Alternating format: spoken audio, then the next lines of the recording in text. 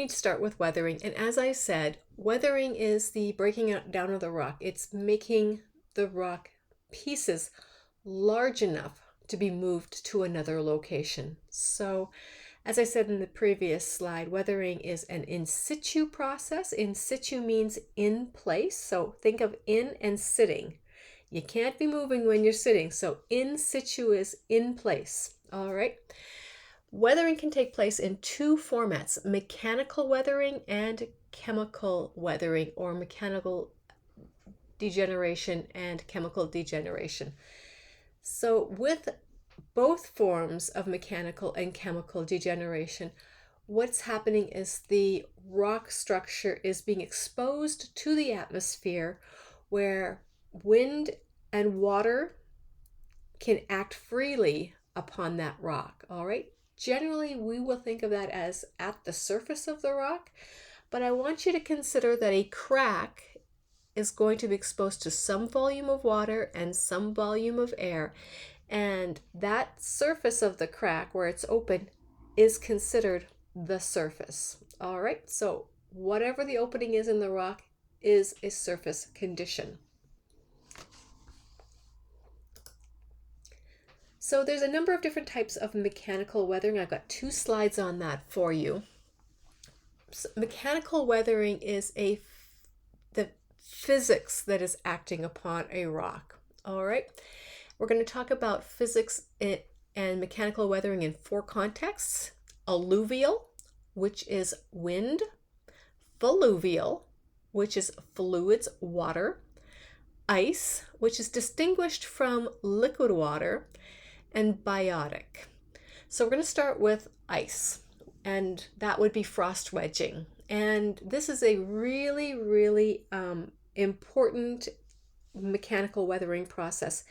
It's the most effective of all of the processes because ice has mass, and when something has mass, it has agency to do more work. So most often when we think large scale ice weathering, we think of glaciers, and that's in fact true. But glaciers change landscapes on a much smaller scale. And how that's operating essentially with the weathering process is the surface of the rock, no matter how much ice there is, some volume of that ice is penetrated into the rock itself. Even if there's hundreds of feet of ice above the rock, the contact area is what's important to generate the weathering. And we call that frost wedging. Anytime there's a crack, no matter how teeny tiny between minerals or how massively large between valleys, ice is can get into that space. And so once it does, water will percolate into that rock. When the temperature drops, it freezes.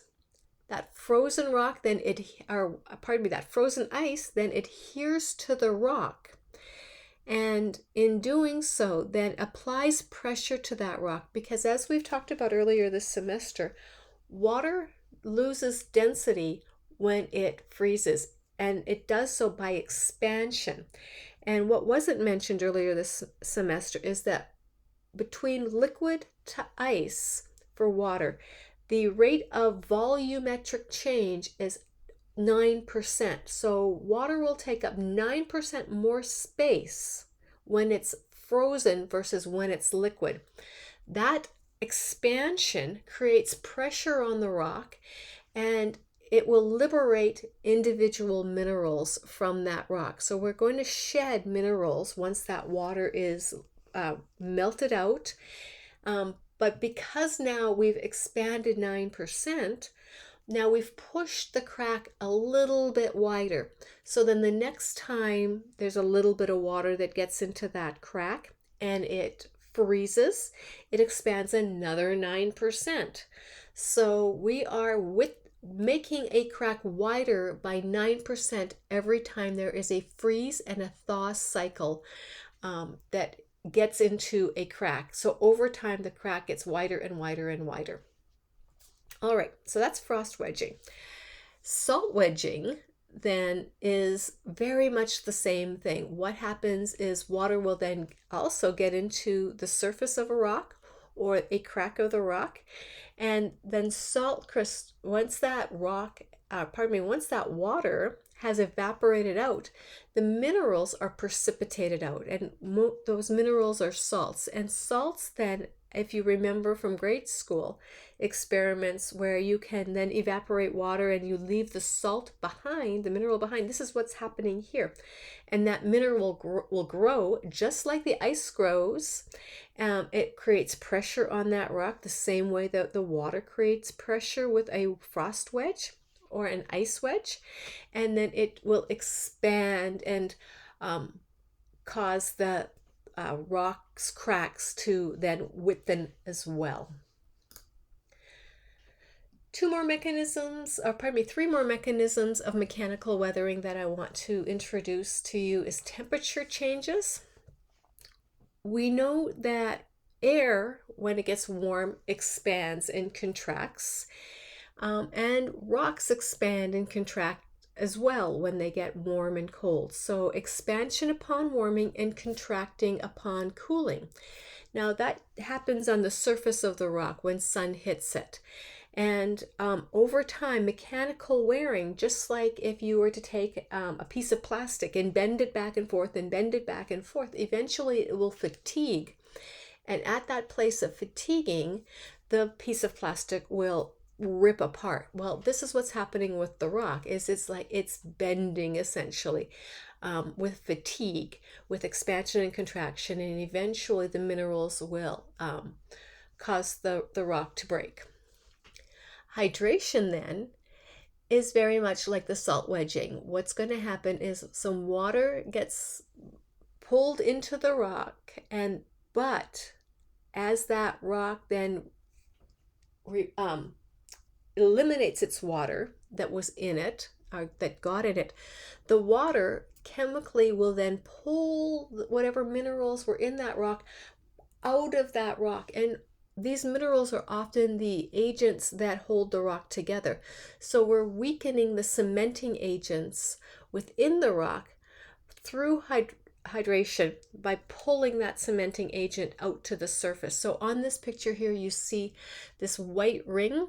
That white ring is the salts that were inside the rock. So the rock here is hydration eroding from the inside out. Okay, the last one for mechanical weathering is pressure joint releasing. And these are really neat. These are like onion domes. And so what's happening are these exfoliation domes. What ends up happening is the outside of the rock heats up and it expands, and then it cools and cracks at night. So it's very much like temperature changes that we talked about. And it expands and contracts over a period of time, creating all these little joints and all these little breaks. And then those broken pieces fall off of it, exposing a new layer. And that new layer goes through that same mechanism of expansion and contraction and expansion and contraction. Now there's another agent involved here. And what's happening with these pressure joint releases is that they are granitic rock that cooled on the inside of the earth. And they cooled from like a little orb. The outside layer cooled first and contracted, and then another layer cooled and contracted adjacent to that outside layer. And just like tree rings going from the outside to the center, they sequentially cooled. And what ends up happening is the further in you get, the hotter that rock was upon its genesis.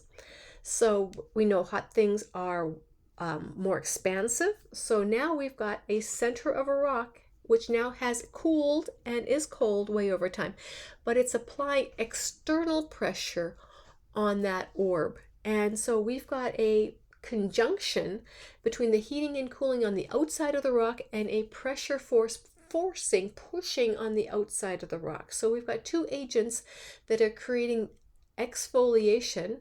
So what we're doing is we're taking the outer layer, just like if you exfoliate your skin, you're scaling off the outer layer of your skin, the dead skin cells, off or scaling off the outer layer of the rock through these two mechanisms.